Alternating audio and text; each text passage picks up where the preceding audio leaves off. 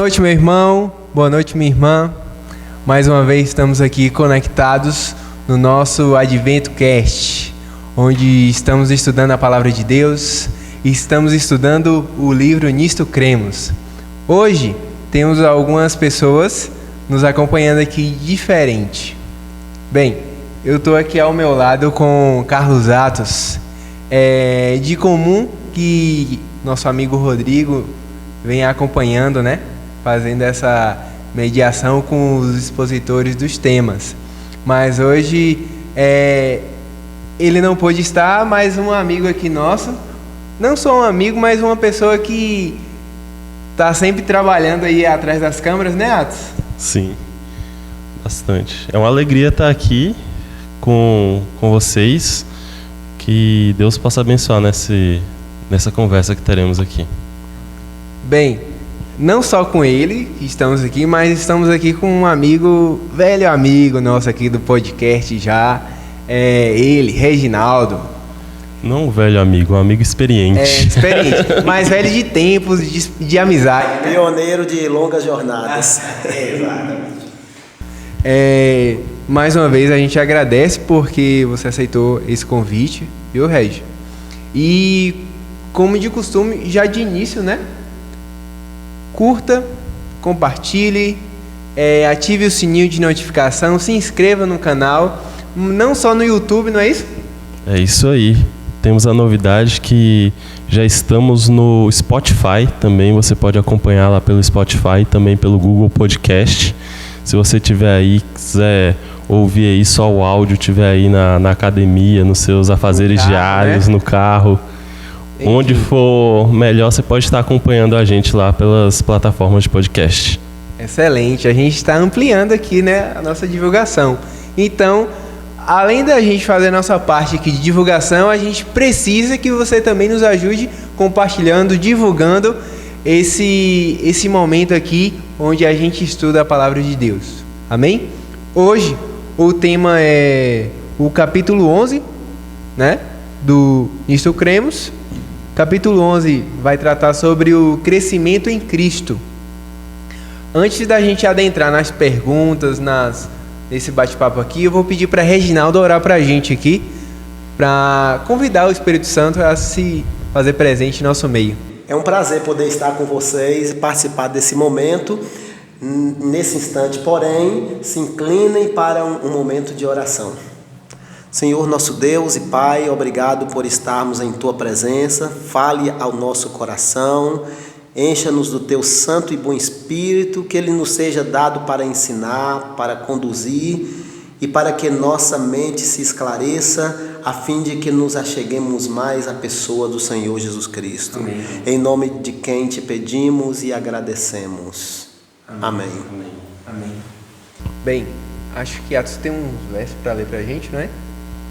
Está lá em Efésios, capítulo 6, versos 12 e 13, que dizem assim: Porque a nossa luta não é contra sangue e a carne, e sim contra os principados e potestades, contra os dominadores deste mundo tenebroso, contra as forças espirituais do mal nas regiões celestes. Portanto, tomai toda a armadura de Deus, para que possais resistir no dia mau, e depois de terdes vencido tudo, permanecer inabaláveis. A gente observa aqui uma batalha, não é isso? Quer comentar, Regi? É interessante como Paulo, no capítulo 6, ele fala dessa guerra que temos que travar. Quando ele escreveu esse texto e também todo o livro de Efésios, ele estava preso em Roma, né? Em algum momento da sua vida ele iria ser decapitado e os inimigos da fé com isso achariam que conseguiria deter o caminho do evangelho, mas isso não aconteceu. E Paulo, vendo os seus inimigos o cercarem, soldados, os capacetes, as armaduras de guerra, as espadas ali sempre reluzindo próximo a ele, isso com certeza o inspirou para que ele pensasse assim: na verdade os verdadeiros soldados somos nós, só que somos soldados de Cristo. E toda a armadura que nós vestimos é Ele que fornece. Observe que durante todo o tempo, Paulo está dizendo que não existe nenhuma parte desses componentes de batalha que o soldado usa, desse fardamento dele, né, que o próprio soldado tenha produzido. Foi Deus quem deu, foi Deus que concedeu o capacete da salvação, a couraça da justiça, o escudo da fé, a espada do Espírito, que é a palavra de Deus. Note que não tem nada aí que pertença ao homem. De cara a gente já aprende aí com esse texto que todo meio pelo qual nós conseguimos alcançar a vitória é providenciado pelo céu. Entendi. Eu tenho uma pergunta antes. Sim, diga. Reginaldo, aqui no começo vem falando que a luta não é contra sangue e carne. Dá a entender que essa luta não é física, é algo, posso dizer, espiritual. Como a gente pode ter certeza de que essa armadura vai nos proteger nessa luta espiritual? Boa a sua observação. Paulo, quando fala aqui da grande luta, ele não diz que para que a gente consiga nossos objetivos na vida espiritual, então temos que nos degladiar contra nossos irmãos, temos que afastar-se de uns, ignorar outros, questionar com outros, querer, quem sabe, até usar a Bíblia, que é a espada do Espírito, para tentar dar cajadada na cabeça dos outros. Tem gente que gosta de dar surra de Bíblia também. Então nem nesse aspecto você deve cogitar a possibilidade de que você tenha uma guerra com palavras, com ideias, impondo sua religião, seus costumes, seus hábitos sobre as pessoas. Quando Paulo fala sobre essa luta que não é contra sangue e carne, com certeza ele está fazendo referência à nossa própria luta, à nossa própria batalha espiritual. Pode vir vários inimigos de fora, queridos ouvintes. E olha que Paulo era cercado por inimigos, como eu disse, né? Mas aí ele entendia que ele não tinha que lutar contra os soldados. Quem sabe, e isso é fato, né? Pelo espírito missionário de Paulo, eu acredito que não teve nenhum soldado que aproximasse dele enquanto ele estava em Roma preso, que não foi evangelizado, que não ouviu de Jesus Cristo, que não recebeu a mensagem de salvação. Enquanto eles estavam com suas armas de guerra literais e na batalha literal para manter o Império Romano, Paulo estava em sua batalha espiritual, alcançando vitória por meio da prática do bem, as armas do bem, as armas do Senhor Jesus Cristo. Amém. Amém. A gente observa aí uma vitória, não é? Através da armadura, dessa batalha espiritual. Mas eu queria voltar um pouco sobre esse início dessa batalha. A gente está falando aqui sobre o crescimento em Cristo, né? A gente pode afirmar que a vida cristã genuína, ela começou a partir da morte de Cristo? Sim, claro. Cristo é o grande trunfo da nossa vitória, a razão de ser da nossa vitória. Sem Cristo não haveria para nós vitória. E Paulo disse que se Cristo não tivesse alcançado os ideais dele no plano da redenção, quando aqui esteve, especialmente quando ele falou sobre sua ressurreição, se Cristo não tivesse ressuscitado, também nós não podemos ter esperança na ressurreição. É vã a nossa fé, quem morreu em Cristo pereceu, então somos falsas testemunhas de Deus. Então tudo que somos e temos e alcançamos depende de Cristo e única e exclusivamente dele. Agora, querido ouvinte, pode bater também aí na sua mente uma pergunta assim, tipo assim: a vitória de Cristo então é que me dá a vitória. E quanto àqueles que viveram antes de Cristo? Antes de Cristo vir ao mundo, como eles alcançariam nesse caso a vitória? Ou Deus teria um outro meio de dar vitória para os outros? Querido ouvinte, esqueça isso. Deus nunca teve dois meios pelos quais a gente consegue a vitória. Sempre foi Cristo. Por isso que a palavra diz que Jesus Cristo é o mesmo ontem, hoje e sempre. Ele não muda. ele não havia realizado todo o trabalho salvífico nos tempos do Antigo Testamento, mas aqueles que acreditaram na promessa do Pai sobre sua vinda já estavam usufruindo a vitória que Cristo, logo mais no futuro, iria alcançar para nós. É interessante como a palavra de Deus nos mostra o seguinte: a promessa que Deus faz para os seus filhos é diferente da promessa dos homens. Os homens fazem promessas, só quando ele realmente está de bem com a vida é que ele vai tomar uma atitude de cumprir aquilo que ele prometeu. Deus não, quando ele faz a promessa, no momento que você acredita nessa promessa, toma posse dela, você já é um vitorioso. Então o grande trunfo de nossa vitória, tanto para nós que vivemos em nossos dias atuais, como os que viveram no tempo do Antigo Testamento, o grande trunfo da vitória é Jesus Cristo.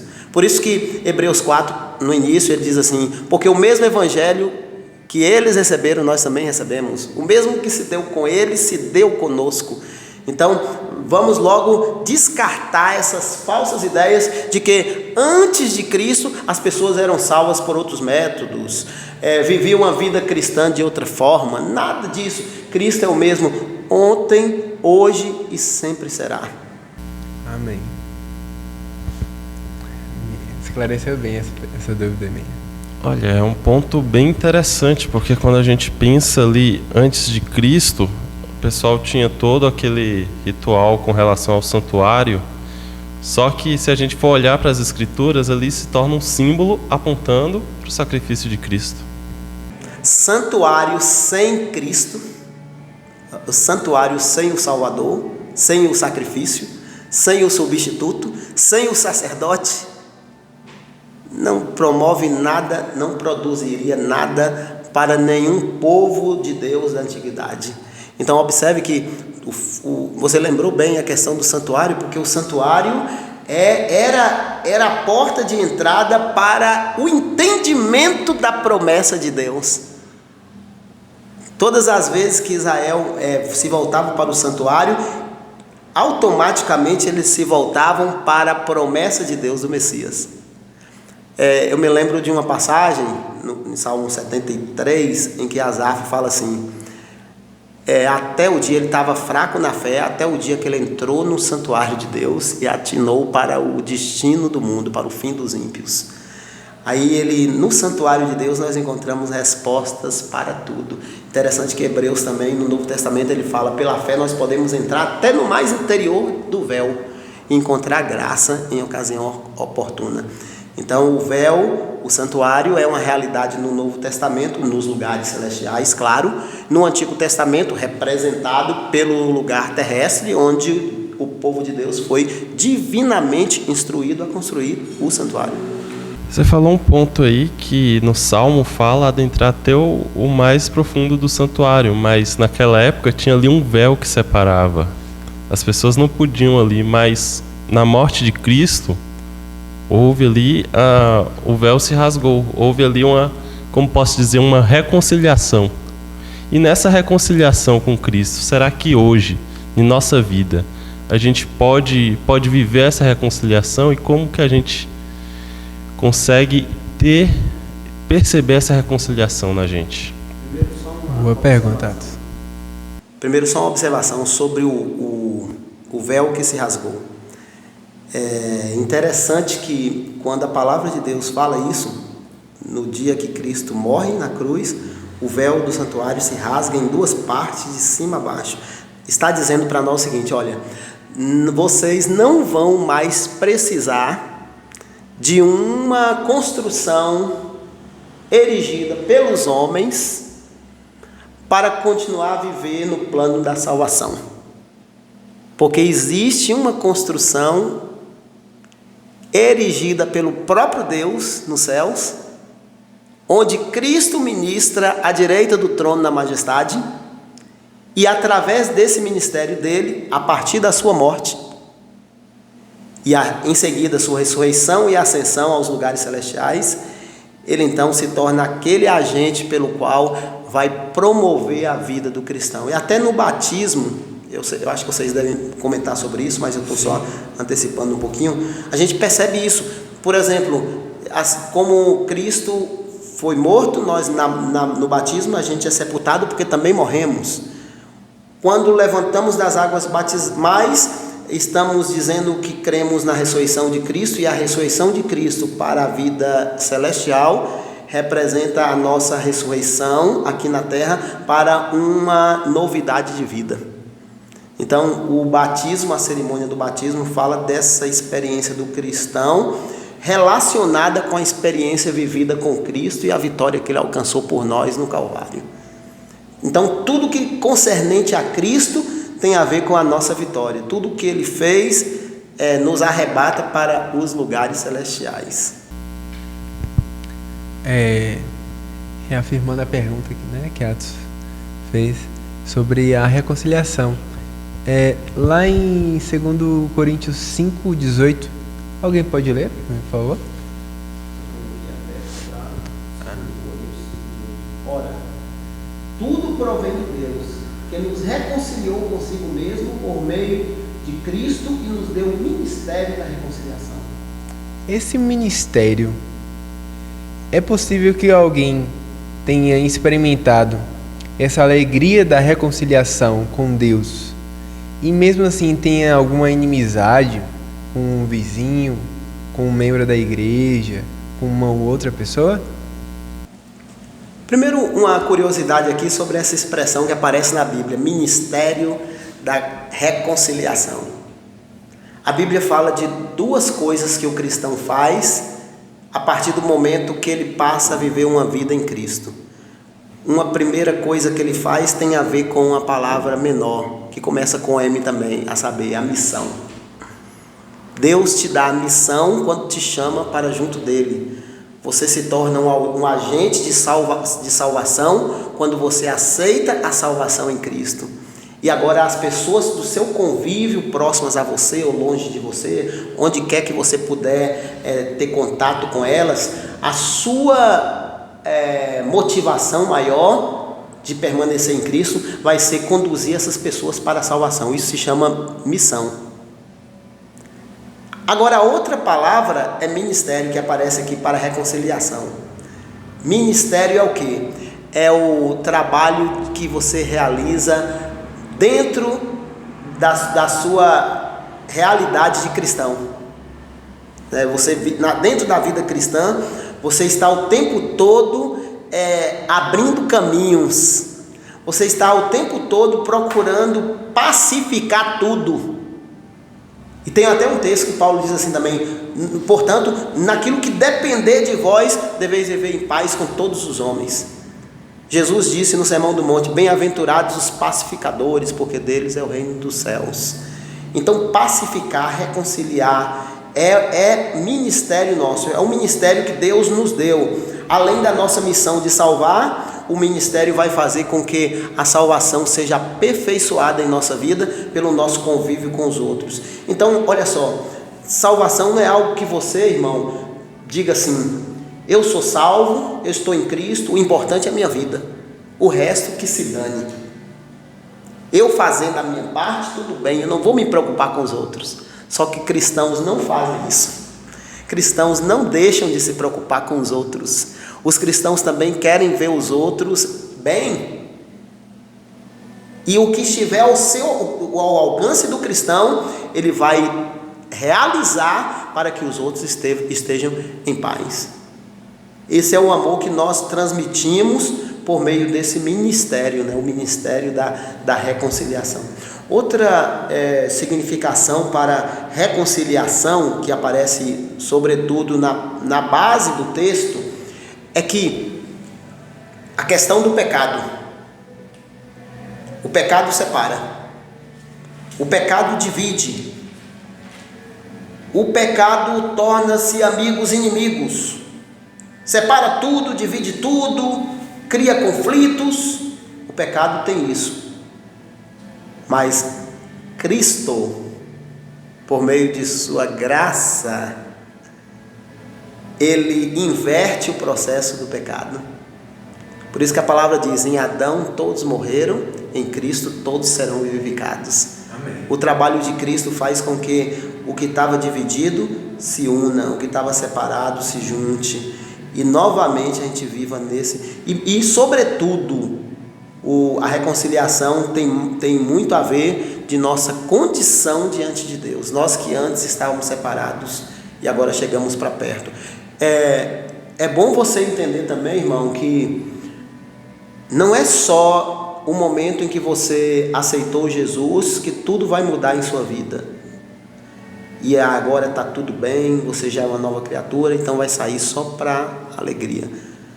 Quero que você entenda que aceitar Jesus é um processo diário também. Porque tem gente que diz assim: justificação acontece no início, santificação acontece todos os dias, e glorificação vai acontecer no futuro. Só na terceira parte que eles acertam. De fato, a pessoa só será 100% perfeita quando Jesus aparecer nas nuvens dos céus e nosso corpo ser revestido de incorruptibilidade, de imortalidade. Mas vamos inverter uma coisa aqui para a mensagem ficar correta. Primeiro vem a santificação. Por que a santificação? Porque a palavra santificação significa separação. Você antes estava envolvido com seus próprios deleites e pecados. Aí Deus reconciliou você consigo através da santificação, que é a separação. Deus separou você. A palavra santificar significa separar. Ele separou você do mundo. E a outra palavra que sempre colocamos no início, justificação, acontece do início ao fim, o tempo todo. Todos os dias a gente precisa ser justificado pela fé, porque todos os dias somos tenazmente assaltados pelo pecado. Essa é a realidade. Então, esse é o sentido real da expressão santificação, justificação, que é a justificação pela fé, e glorificação. Você precisa ser justificado pela fé todos os dias, senão você não vai ser salvo. Esse é o ponto. Nesse processo aí, quando você diz que Deus nos afasta ali do pecado, nos afasta nos separa de uma vida antiga ali, a gente pode comparar isso com morrer para uma vida antiga, nascer para uma vida nova? Como seria isso? Como isso seria isso na prática, na vida cristã? Eu estava falando aqui, né, a questão dos 3 exemplos. Por exemplo, olha só.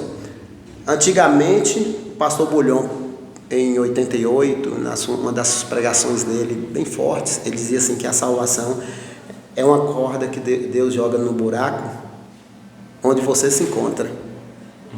Você não tem como sair. Você não tem como fazer nada. Aí você vai, segura na corda, e Deus faz o resto. Aí você sai. Quando você sai, você está em condição de andar. Aí você vai e anda. Qual é o problema desse exemplo? Qual o problema? O problema é que as pessoas que seguraram na corda conseguiram andar com os próprios pés, deixaram a corda de lado. E caíram novamente. Acontece muito isso. É por isso que no crescimento do cristão, a justificação pela fé tem que ser uma constante. Se eu me deslizar e largar a corda, eu tenho que agarrar ela novamente, senão eu não cresço, eu não me desenvolvo. Se eu for andar com meus próprios pés, porque Cristo já me tirou do buraco, digamos assim, eu vou tropeçar lá adiante, pode ser que eu pegue, pode ser que eu não pegue, não adiantou nada eu ter saído do buraco. Todos os dias carecemos da justiça de Cristo, isso tem que ser uma constante, é uma fonte que precisa jorrar sempre em nossa vida, senão estamos perdidos. Quando Paulo disse que não mais eu que vivo, mas Cristo vive em mim, isso tem que ser uma constante a cada dia a gente tem que morrer para nós mesmos e viver para Cristo? Isso que Paulo fala, eu comparo muito com o que Jesus também falou. E sempre ele usou essa expressão. Por exemplo, se alguém quiser vir após mim, a si mesmo se negue, tome a sua cruz e siga-me. Cruz, símbolo de morte, de condenação. Símbolo de submissão, de entrega sem reserva. Eu não estou mais preocupado com minhas próprias vontades, meus próprios desejos. É o que eu quero para a minha vida que vale. Não, isso aí já foi. Importa que Cristo cresça e que eu diminua. Se na minha vida, por mais complicada que ela seja, Cristo está sempre em evidência, então, meu irmão, minha irmã, não importa o que esteja acontecendo com você, você está no caminho certo do crescimento do cristão. Porque quem promove o crescimento é Cristo. Vamos relembrar um pouquinho só aquele dito parabólico de Jesus, quando ele falou assim: eu sou a videira, meu pai é o agricultor, e vocês são os ramos, e quem permanece em mim dá muitos frutos. Ligados a Cristo se produz frutos. Desligado de Cristo, o que acontece? Ele mesmo fala: tem que ser cortado e jogado no fogo. Não presta para nada. Nós não prestamos para nada sem o convívio diário com Cristo, sem a ligação com Ele. Não prestamos para nada. Uma planta que não cresce, o que está dizendo para nós? Quando você observa uma plantinha que chegou até 2, 3 centímetros e depois parou, não cresceu mais, não produziu mais, ficou ali, quais são os próximos passos daquela planta? Vai murchar, vai secar e vai morrer. Então tem que crescer, tem que produzir, senão não vai adiante. O cristão também, a vida do cristão também precisa ser assim, marcada por esse crescimento que só em Cristo é que podemos alcançar. Certo. A gente percebe que a salvação é um dom da graça de Deus, concedida a nós, não é? É gratuito, né? A salvação é gratuita, a graça está à disposição para nós, mas ela não é barata, não é? Ela não foi barata. E Deus, Ele quer algumas coisas de nós. Eu queria que você explicasse para a gente quais são as características que Deus espera de uma pessoa salva. Eu já dei um feedbackzinho para o ouvinte, né, quando eu falei: quem quiser vir após mim, a si mesmo se negue. Sim. Toma a sua cruz e siga-me. Então, graça barata. Aqueles que dizem que foi salvo pela graça e tá bom, não faz mais nada, tá ali. Não, o importante é que Cristo me salvou. Aquela frase, né? Uma vez salvo, salvo para sempre, né? Outros já chegaram a esse extremo de usar essa crendice, né? De que a pessoa pode, se Deus escolheu ela para a salvação, ninguém vai tirar isso. Não é dessa forma, querido irmão. Deus opera de fora para dentro, do alto para baixo.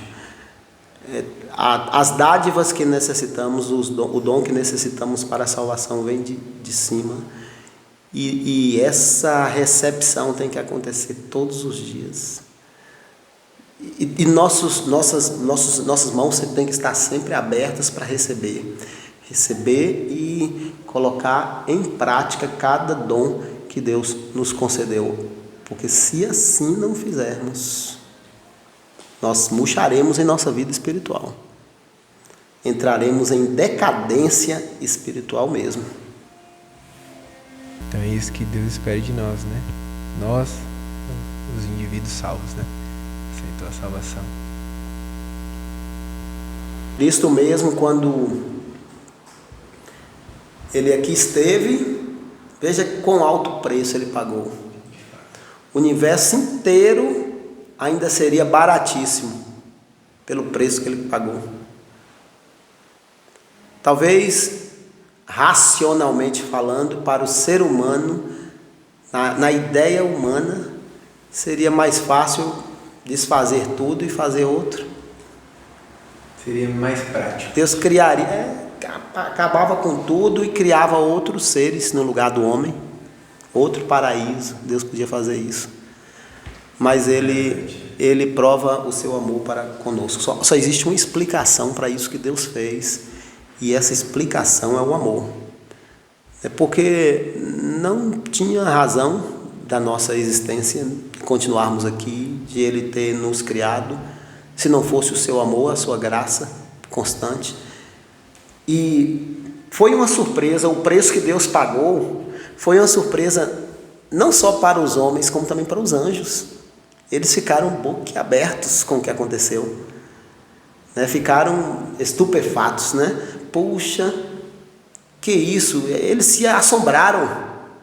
O que Cristo estava fazendo no Calvário, absorvendo todo o impacto da nossa culpa, sofrendo todo o peso do pecado por nós, pagando um preço elevadíssimo,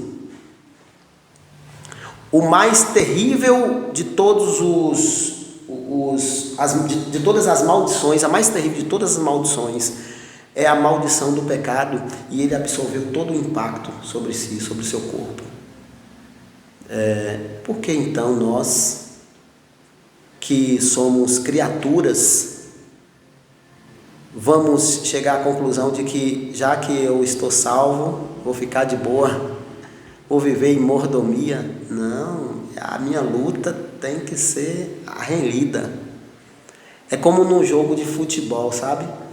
O técnico coloca um grande craque para jogar os quase 90 minutos. E nós três aqui somos reservas.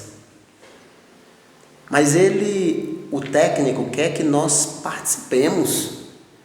A gente entra em campo, sai 3 jogadores bons, e entra os 3 pernas de pau, que somos nós que estávamos em reserva. A gente entra em campo. Agora eu pergunto para você, acha que eu, Ângelo, Atos, a gente vai entrar no campo e ficar andando de boa, porque a gente estava descansado, a gente vai ficar lá de boa andando? A gente não vai correr? A gente não vai marcar? A gente não vai tentar conseguir mais um golzinho? Claro que a gente vai se esforçar, mesmo que isso não vai adiantar de nada, porque nós somos fracos mesmo em campo. Não vai adiantar de nada, mas o fato da gente ter entrado, nosso capitão ter nos chamado, nos dá aquele ânimo, e aí a gente luta, a gente se esforça, a gente dá o sangue ali, e até o apito final. No apito final, aí a gente vai com a taça levantar, comemorar, e ninguém, em nenhum lugar nas arquibancadas, ninguém vai dizer assim, aqueles 3 ali não ganharam nada. Ninguém vai dizer isso. Ninguém diz isso. É justamente isso que acontece saindo do campo literal para o campo da fé. Você não fez nada, o grande campeão seu fez tudo e colocou no campo para a batalha. E agora você vai lutar com todas as suas forças. E Paulo diz, não dando murros no ar, né? Mas eu esmurro o meu corpo e reduzo a servidão, para que, tendo eu pregado a outros, não venha eu mesmo a ser desqualificado. Ele se esforça, ele busca. Tem uma passagem em Apocalipse 19 que diz o seguinte, que a esposa a si mesma se ataviou para encontrar-se com o noivo. Mas no início de Apocalipse diz assim, que foi dada vestiduras brancas. Vem cá, as vestiduras brancas foi dada, ou a noiva que a si mesma se ataviou, se vestiu? A grande questão, o grande diferencial na experiência do cristão está aí. É que é Deus que dá o dom da vitória, é Ele que anima você, é Ele que dá o título para você de campeão, embora você não tivesse feito nada para ter alcançado a vitória. Mas Ele faz questão de botar você no campo da batalha para que você participe como um vitorioso junto com Ele, junto com o nosso grande campeão. É assim que funciona a vida cristã. Por isso que Paulo compara a fé cristã com aqueles que correm nos estádios, né? Sim. Dessa maneira. A gente falou bastante de Paulo aqui, e ele exemplifica bastante a nossa vida com duas fases, vida espiritual e vida carnal. Qual seria essa diferença entre as duas? Paulo fala muito de uma luta que nós temos que travar dentro da experiência cristã. A partir do momento que você aceita Jesus, você está em luta. Você está em conflito, em combate na fé. E aí não é mais aquela pessoa, você não é mais aquela pessoa de antes. Você agora tem seus desafios, porque você se revestiu de Cristo Jesus. O Evangelho não promete que você vai ser perfeito. Você não vai se tornar um homem perfeito. Você vai continuar com sua natureza pecaminosa. Porém, dentro de você haverá essa batalha, essa guerra. A guerra espiritual que nós temos que travar no crescimento cristão, ela tem 3 etapas. A etapa que Cristo vence Satanás, ele é derrotado, o diabo é derrotado. A segunda etapa que a igreja é vitoriosa sobre as forças do mal. E a terceira batalha, que é a que você trava contra você mesmo e sai vitorioso. Bacana. A gente tem mais uma indagação para ti, Regi. A gente já está caminhando para o final, Sim. Não é isso? Que pena, né? Que o assunto está muito bom. Que dava para explorar bem mais, né?